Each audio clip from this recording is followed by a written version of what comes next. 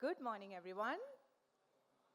Hearty welcome to the final day of India's biggest futuristic and vibrant festival, the Summit of Future 2025, proudly hosted by Jain University. Yes, calls for an applause.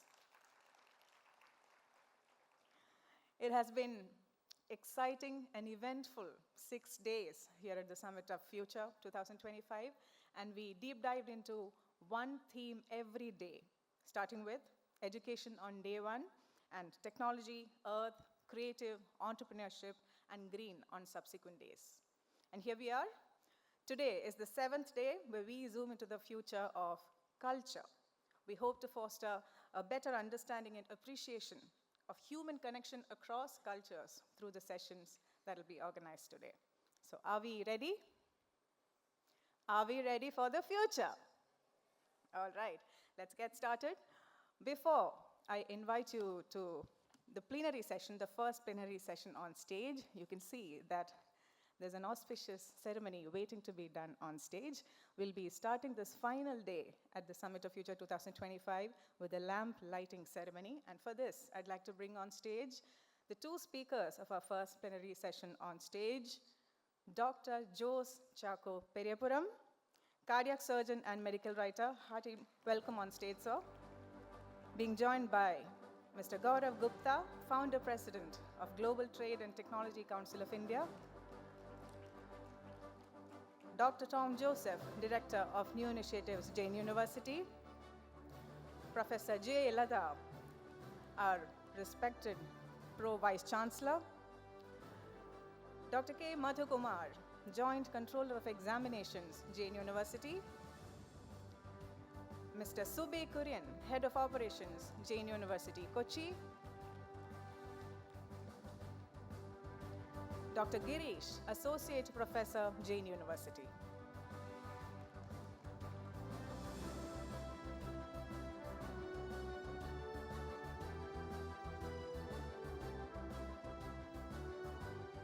Yes, he is an associate professor with management, but he is also the festival co-director, one of the main men behind the Summit of Future 2025. Without any further ado, we request all the dignitaries on stage to do the honors and light the lamp to commence the proceedings on our final day. As we all know, this is the first edition of the Summit of Future, and we envisage this as a tradition into the future. So this is just the beginning of a lot of good things to come in a grand vision that we have for the future.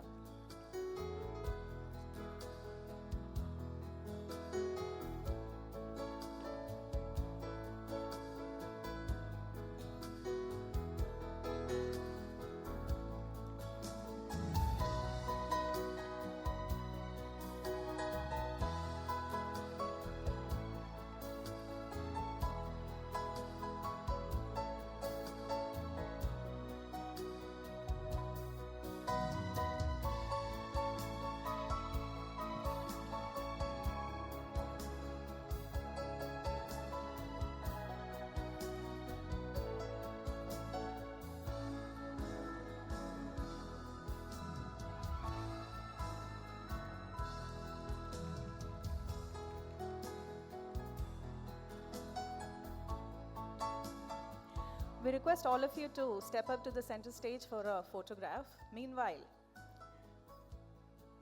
yes, can we have a group photograph of all our dignitaries taken, please?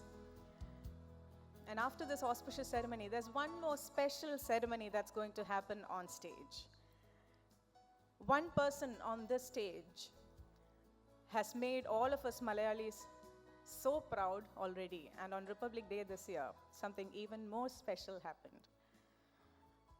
And we are going to take a moment on this stage to honor the man who was awarded with Padma Bhushan, the third highest civilian award in our country, just 4 days ago on Republic Day this year.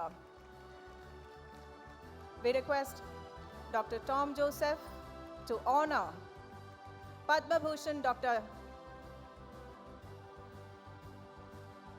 Professor J. Lata, We'll be presenting a Ponnada to Dr. Jose Chacko Periappuram.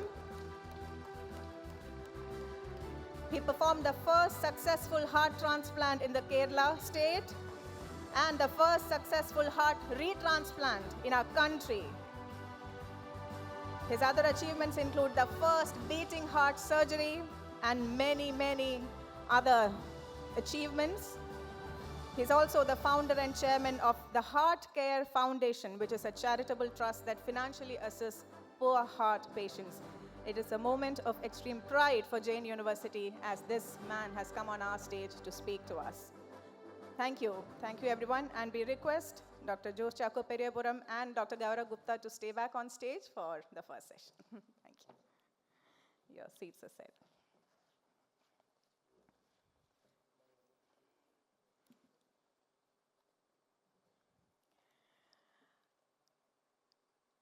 And with that, we are all set for the first plenary session on this stage on the final day of the Summit of Future 2025. And this session will look into global well-being for a harmonious future. Speaking to us first is none other than Dr. Jose Chacko Periappuram.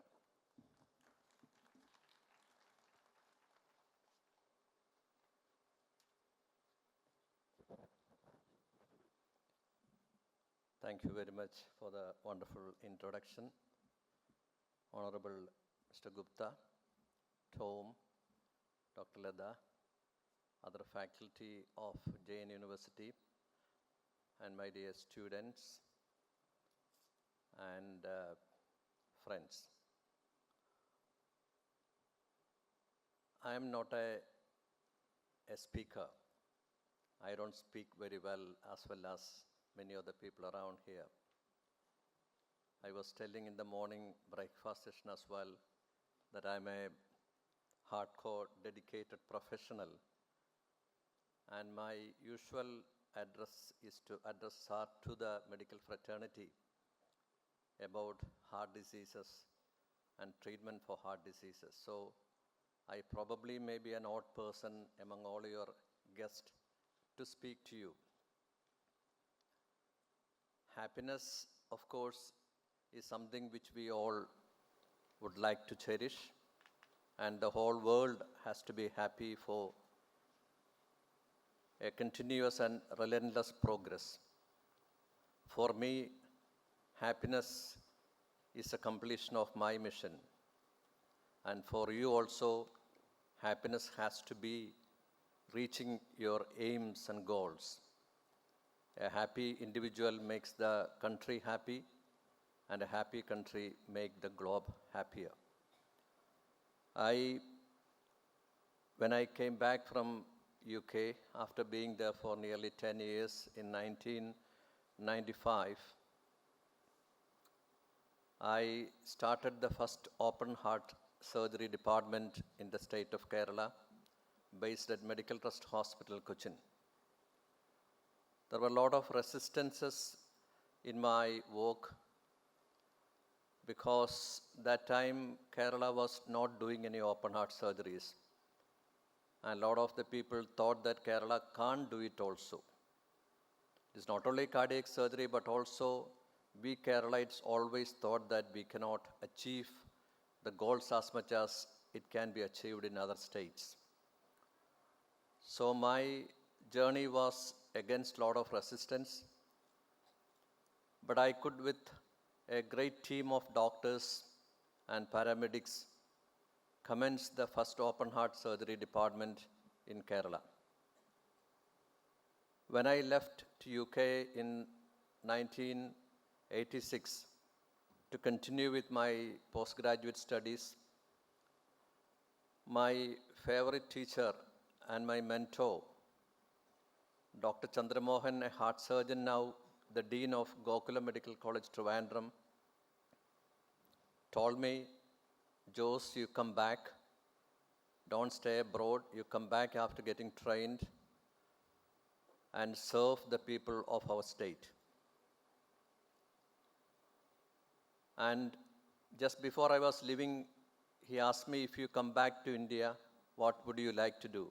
Then I said, sir, I would like to do the first heart transplant in India. So I went abroad, and when I came back after my graduation in 1996, already the first heart transplantation was successfully conducted at All India Institute of Medical Sciences, New Delhi. But I had to establish myself as a cardiac surgeon to begin with, because heart transplantation is something which the surgeons will be able to do only after many years of doing ordinary heart surgeries and bringing up a great team. In 2003, our team could do the first heart transplantation in Kerala on the 13th of May. And the individual who underwent the transplant was one Mr. Abraham. I always thought that anything to achieve in our life, we need courage. I always tell the students to plod on in spite of all the resistances in their life. The one sentence which was written on the wall of the director of my hospital was, "Let not anything stop you from going forward other than yourself." When we go forward in our life, there will be a lot of resistances, and each resistance has to be an encouragement for all of us to succeed further and further. In the morning, one of the faculty who was talking said that every time when he had obstacles and obstructions, he could do better. So for me, the encouragement was from the patient himself. When I met Abraham in a hospital nearby, I told him that you would need heart transplantation. And of course, he said, "Doctor," he looked at my face and said, "Doctor, I would like to have my heart transplanted because I can't live like this anymore." I looked at his face. I told him, "Abraham, I have never done a heart transplant in my life. I have seen few of them, and nobody has done it in our state. And on top of that, we need a heart, a donor of his same blood group, a donor of his same body weight, who should be dying in an accident, sustaining brainstem death, and the family willing to donate the heart of their beloved, which is a rare and very divine coincidence, which probably may not be possible at all." Abraham looked at me and told me, "Sir, you can do it. I am with you." So he gave me the courage which I never had to do a heart transplant was inspired and instilled by my own patient to a doctor. That is how we could do the first heart transplant. Likewise, we had so many instances in our career about people encouraging the doctors to do procedures which they think it is risky, and those people who showed bravery and inspired the doctors always succeeded in the treatment. The strong body is with the strong mind. So I learned from them, my patients, that one should be brave and courageous in whatever we take up in our life. And let nothing stop you from going forward other than yourself. And you yourself should not stop as well. That is the secret of success in our lives as well. Another thing which I thought was love for each other. When we talk about global, harmonious, happy life, we nowadays see a lot of discontented faces in our society. We see a lot of discontented groups of people, discontented countries, having unrest and lack of peace. There is something which we all should know and remember, is happiness comes from inside. Nobody can make you happy unless you remain happy from yourself. Where do we get happiness from? Happiness we get from what we do, not to ourselves, but to somebody else. I always used to tell, because we have an organization called Heart Care Foundation where we give a lot of help to the poor patients. I always mention about the joy of giving. When we say about joy of giving, it's not only the money, the joy of giving yourself, a part of yourself to the society. Today morning, we had a discussion about what produces lifestyle diseases. You know, lifestyle diseases include heart attack, cancer, hypertension, diabetes, and various cerebrovascular accidents also. What is the problem with our lifestyle? We always focus on food, junk food. We always talk about bad cooking, lack of exercise. But I always felt that the happiness or the lifestyle become good when we love each other and when we give space to others in our lives. When we show sympathy as well as empathy to the fellow beings, that's the best lifestyle modification we can have. The Heart Foundation has launched a project called Pause for Your Brother. The biggest problem our society is facing now is that we don't pause for others. We are always on a rat race. We run alone, ignoring others, in front, in the back, on our sides. Give them space. If you can stop your car on a zebra cross for 2 seconds to allow somebody, some pedestrian to pass by, you go forward with peace of mind. You go forward with norepinephrine in your brain, oxytocin in your brain, serotonin in your brain, which are the happy hormones. And that happiness is what makes you healthy and good friendship and relationship with your fellow beings. You open the door for the guy who comes from behind. Stop for 2 seconds to do that. You give him a part of your life and take home happy hormones. You allow somebody to get into the bus or train and say after you, and they get in, you give them 2 seconds of your life and take home happy hormones. You allow somebody to get into the lift before you, saying after you, you take again happy hormones with you and be happy for the rest of your life. That is how we modify lifestyle. And that happiness has to be between individuals, between organizations, and between countries. We see wars all around, we see killings all around, and most of these things happen for nothing, no reason. At the end, who loses it? We ourselves. We hold the progress for years. We have already suffered from many years of pandemic. We have lost so many things, we have learned so many things as well. But have we learned positively?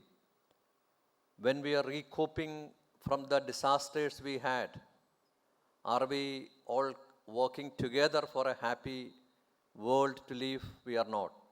That is where we have to change ourselves. Being happy from our mind, the happiness starts from ourselves, which should spread into our friendship, to our society, to our state, to the nation, and the whole globe.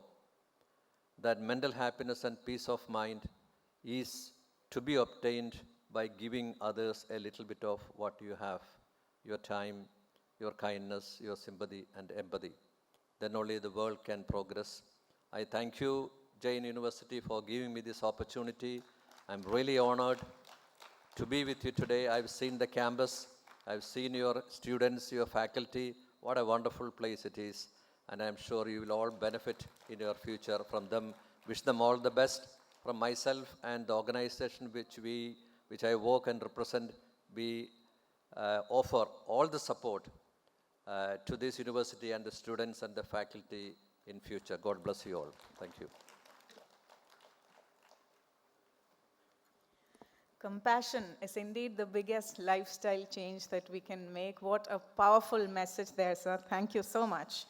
And you may not think of yourself as a speaker, but when a hardcore professional speaks with such passion about their vocation, that's the best kind of speech. Do you agree? Thank you. Thank you once again. And on that note, I'd like to invite our next plenary speaker, Dr. Gaurav Gupta, who's the founder president of Global Trade and Technology Council of India. He's also an advisor in charge of international outreach and brand promotion with Religare Group. Welcome, sir.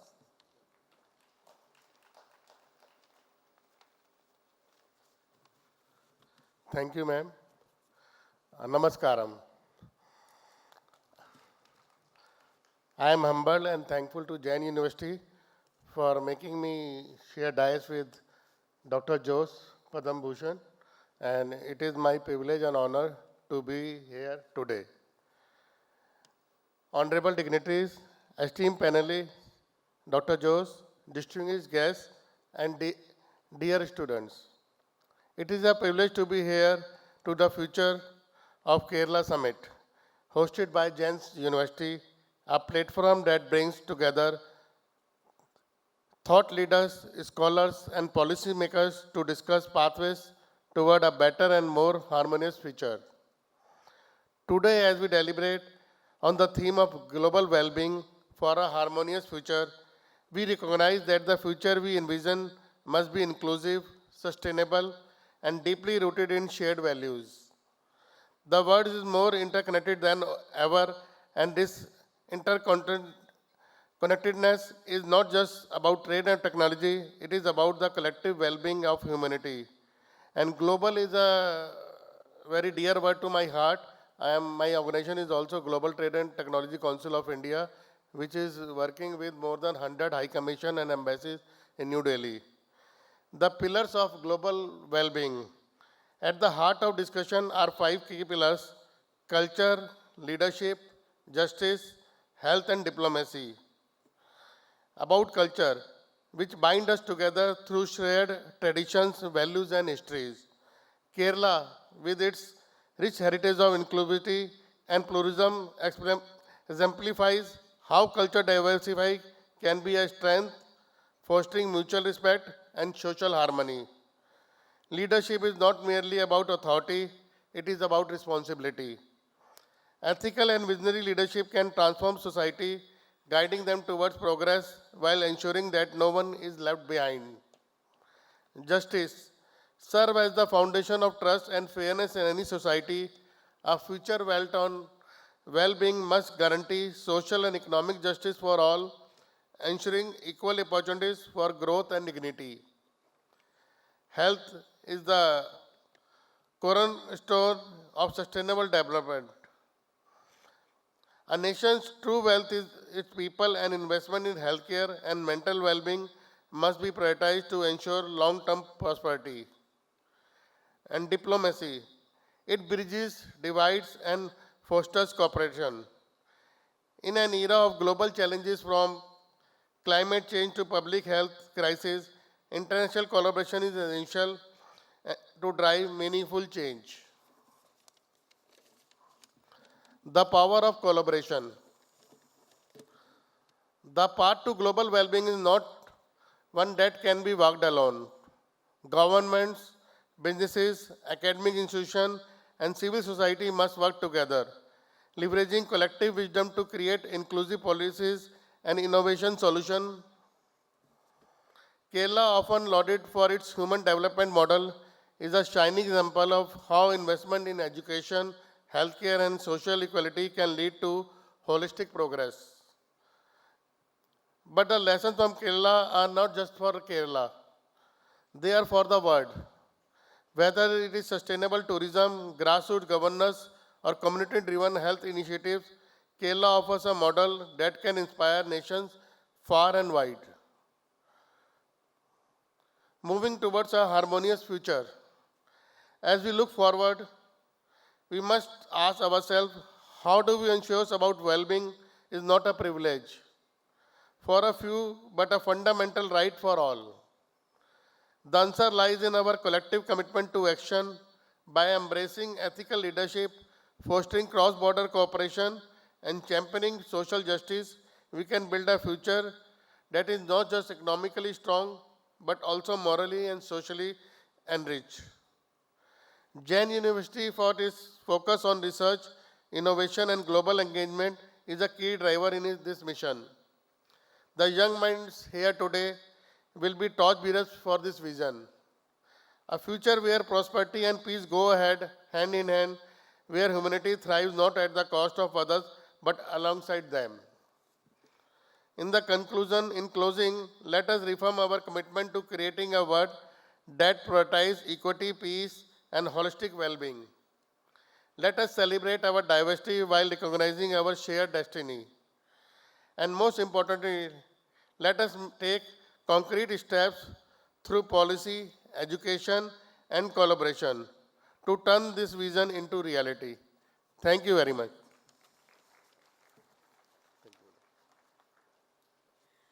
Thank you for driving home those important pointers, particularly one about collaboration, and warm gratitude for the great words, good words you spoke about Kerala. Thank you. A group photograph, please. Thank you.